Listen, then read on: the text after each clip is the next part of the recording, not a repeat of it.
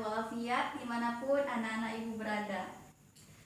Baik, pada hari ini insya Allah kita akan mempelajari mengenai masa kejayaan Islam, yaitu bab 5 pada buku Pendidikan Agama Islam dan Budi Pekerti. Namun sebelumnya, mari kita buka pembelajaran kita hari ini dengan membaca basmalah bersama-sama. Bismillahirrahmanirrahim.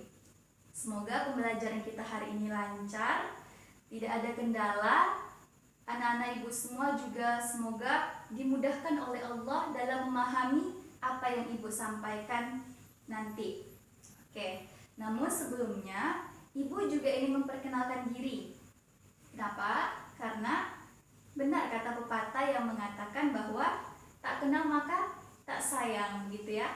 Sementara kita dalam proses belajar mengajar ataupun proses pembelajaran harus ada ikatan emosional.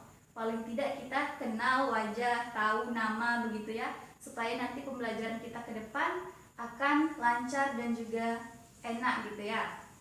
Baik, nama ibu Fitriah Handayani. Insya Allah beberapa waktu ke depan ibu akan memberikan materi ataupun mengajarkan mengenai materi PAI kepada anak-anak ibu kelas 11 di SMA Negeri 9 Pekanbaru. Baik, kita mulai. Namun sebelum melangkah juga kepada materi kita hari ini, yang perlu ibu sampaikan ataupun ibu terangkan kepada anak-anak ibu semua adalah mengenai tujuan pembelajaran. Kenapa? Karena kita harus tahu kenapa kita perlu untuk mempelajari masa kejayaan Islam. Adapun tujuan yang pertama adalah agar anak-anak ibu semua mampu mendeskripsikan mengenai peradaban ataupun perkembangan masa kejayaan Islam. Sementara tujuan yang kedua, agar anak-anak ibu semua mampu menjelaskan mengenai faktor-faktor pendorong masa kejayaan Islam itu sendiri.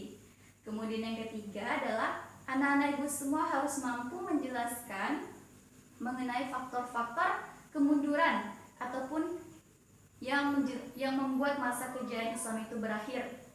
Yang keempat, anak-anak ibu semua juga harus mampu memberikan ataupun menjelaskan hikmah dari masa kejayaan Islam.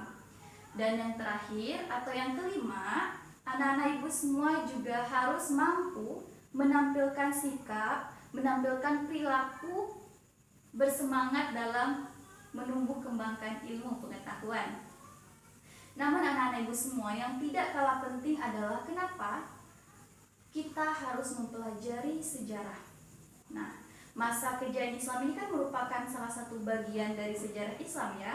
Karena nanti kita akan membahas mengenai dinasti Abbasiyah, dinasti Umayyah, begitu ya. Nah, itu termasuk ke dalam ranah sejarah. Bung Soekarno juga pernah mengatakan jas merah, yaitu jangan sekali-sekali melupakan sejarah. Itu sangat benar anak-anak ibu semua. Kenapa? Karena dengan sejarah kita bisa mengetahui kebenaran.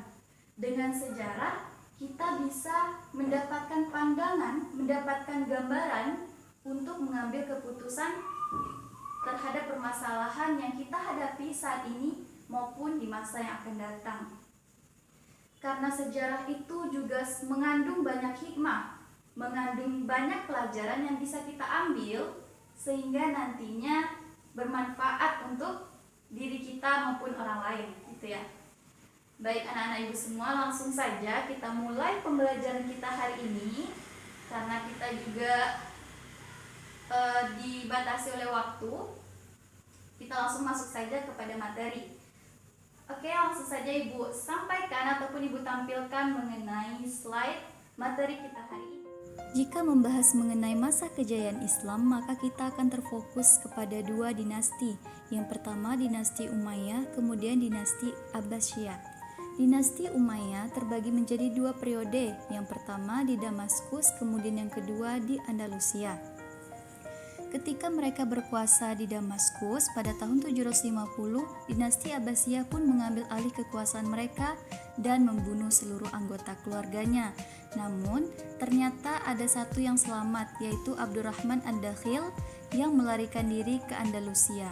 Kemudian, Abdurrahman menciptakan kerajaan Umayyah yang baru di sana. Pada saat yang sama, dinasti Abbasiyah pun berkuasa menggantikan dinasti Umayyah dan menjadikan Baghdad sebagai pusat kekuasaan mereka.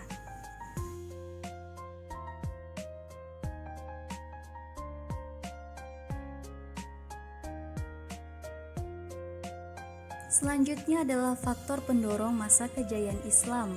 Yang pertama adalah konsistensi dan istiqomahnya mereka kepada ajaran Islam, kemudian terjadinya asimilasi budaya, lalu gerakan terjemahan kitab-kitab, kemudian mengamalkan Al-Quran dan hadis serta mengembangkan ijtihad. Juga ulama berdiri sendiri menolak menjadi abdi pemerintah, karena fungsi dari ulama adalah menjadi penasehat.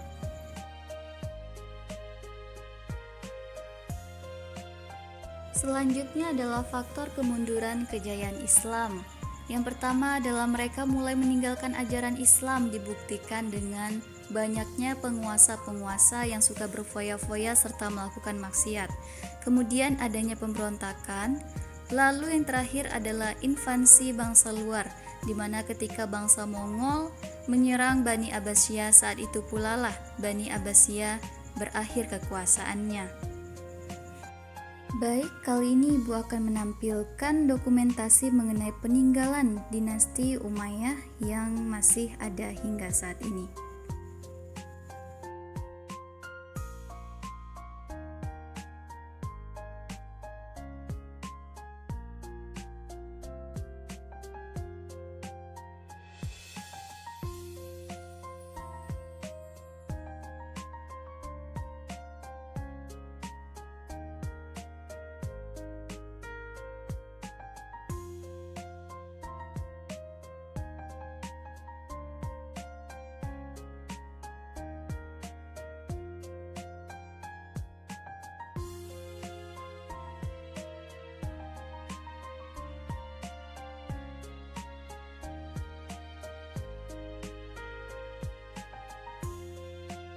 Selanjutnya peninggalan dinasti Umayyah di Andalusia, Ibu juga akan tampilkan dokumentasinya.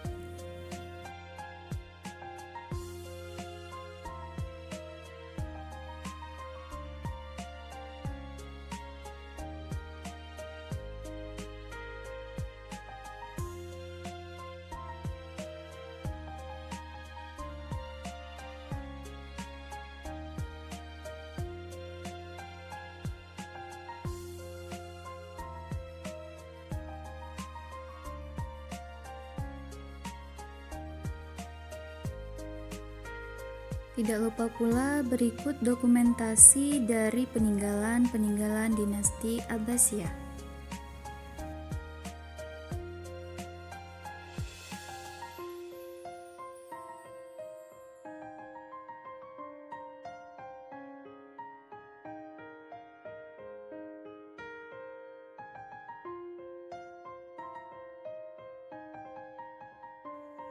Ilmuwan-ilmuwan yang Ibu tampilkan kali ini memang sengaja tidak mengikuti buku karena agar dapat menambah wawasan Ananda semua.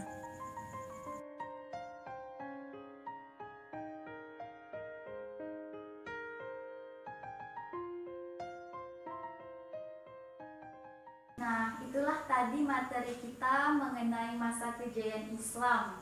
Semoga anak-anak Ibu semua dapat memahaminya, mengingatnya. Apabila ada yang masih kurang jelas, masih mengganjal, masih belum dipahami, silakan bertanya di grup kelas kita. Jangan malu, jangan sungkan, karena orang yang ingin tahu pasti dia bertanya. Sebab bertanya adalah separuh dari ilmu pengetahuan. Adapun kesimpulan mengenai materi masa kejayaan Islam ini adalah Islam pernah mencapai masa kejayaan. Dalam arti kata, masa kejayaan di sini adalah menjadi pionir, menjadi terdepan gitu ya dalam hal pengetahuan, teknologi, kemudian pemerintahan, sosial dan lain sebagainya, termasuk seni bangunan, arsitektur dan lain sebagainya. Jadi Islam itu akan berjaya umat Islam itu akan berjaya apabila dia mampu menerapkan Islam itu secara benar, secara keseluruhan, secara sempurna, begitu ya.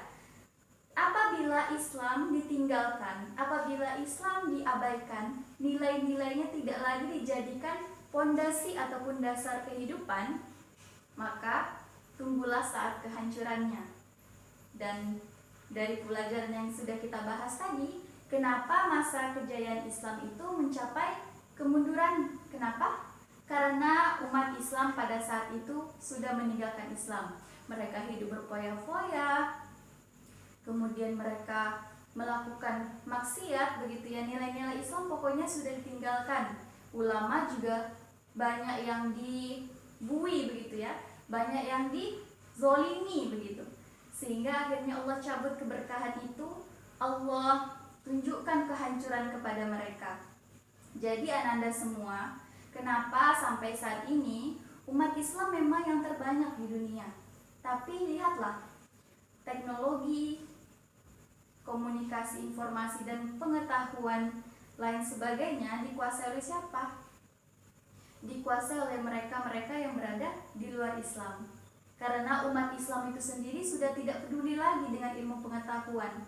Mereka sudah meninggalkan nilai-nilai Islam yang menyuruh mereka untuk berpikir, kemudian mengamati, meneliti. Umat Islam sekarang banyak yang tidur, banyak yang tidak sadar. Mereka terlena dengan apa yang sudah tersedia hari ini, tanpa sadar sebenarnya kita menghancurkan. Seperti misalnya tuh teknologi-teknologi yang kita gunakan itu menghancurkan diri kita maupun alam sekitar kita. Misalnya HP gitu kan, kita 24 jam, paling berapa jam yang kita pakai untuk tidur, kemudian sisanya nggak bisa lepas dari HP. Padahal HP ataupun handphone, gadget itu segala macam memancarkan radiasi yang nantinya bisa merusak jaringan kita, yang menimbulkan ataupun memicu kanker dan penyakit lain sebagainya.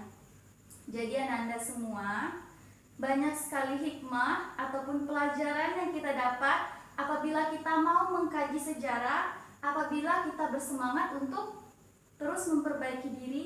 Ketika kita sudah tahu sejarah, kita akan memperbaiki diri, memperbaiki kehidupan agar sejarah yang buruk itu tidak terulang lagi, begitu.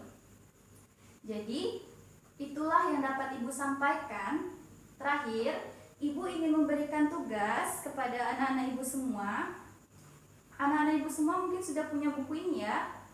Buku Pendidikan Agama Islam dan Budi Pekerti, edisi revisi 2017. Mungkin anak-anak Ibu semua sudah meminjamnya di perpustakaan. Berarti semuanya sudah punya. Ibu ingin memberikan tugas kepada anak-anak semua. Silakan buka halaman 77 sampai 79. Tugasnya adalah poin A, B, dan C. Silakan anak-anak Ibu semua tulis tangan di buku anak-anak Ibu semua, tulis tangan. Yang poin A itu boleh soal kemudian jawaban yang benar saja. Tidak perlu dituliskan opsi A sampai E semuanya. Cukup yang benar saja. Misalnya A yang benar, maka tulis A. Menerjemahkan buku-buku asing yang syarat akan pengetahuan, gitu. Kemudian yang poin B, esai, itu tulis soal dan jawabannya. Dan yang poin C, buat tabelnya serta diisi, gitu ya. Oke. Apabila ada yang kurang jelas mengenai tugas, mengenai materi kita tadi, silakan ditanyakan. Tidak perlu sungkan, begitu. Terakhir, selalu semangat, selalu terus memperbaiki diri, jangan pernah bosan untuk ilmu.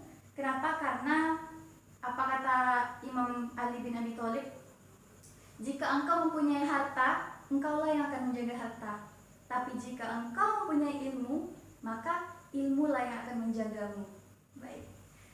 Terakhir, Ibu mohon maaf atas segala kekurangan, kelebihan, dan kesilapan. Ibu mohon maaf kepada Ananda semua. Wabillahi taufik wal hidayah. Assalamualaikum warahmatullahi wabarakatuh.